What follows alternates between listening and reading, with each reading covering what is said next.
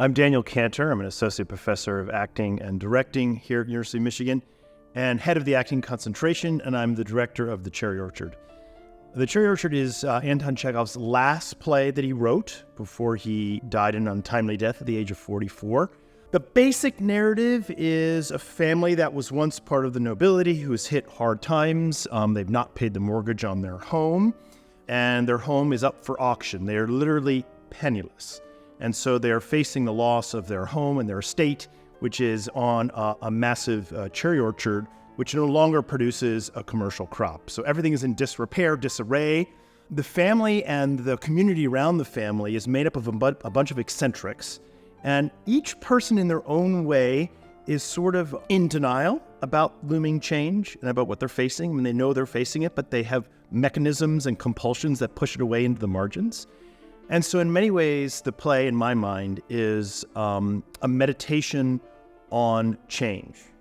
The inevitability of change, its griefs, our fear of change, because change ultimately means letting go of something, letting go of your old life or the old paradigm and stepping into a new one.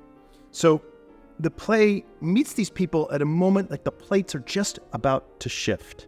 So it has a sort of heightened tension and vibration to it. In my role here, I'm directing the Cherry Orchard, of course, but I'm one of the core acting teachers in the BFA acting program.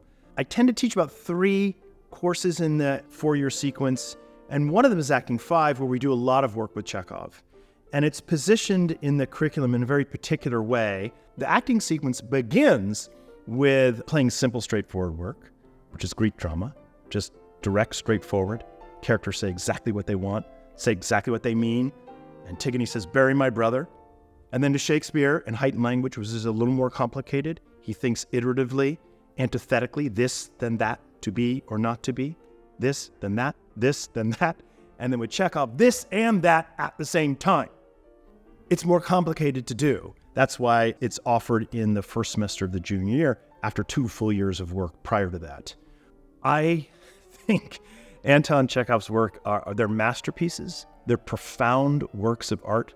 His plays are full of deep insight into the human experience, real profundity, depth, but also humor and frivolity, which is part of their depth in a way. I feel seeing a great production of his plays can be, I'm not making this up, can be a life-changing experience. It really can.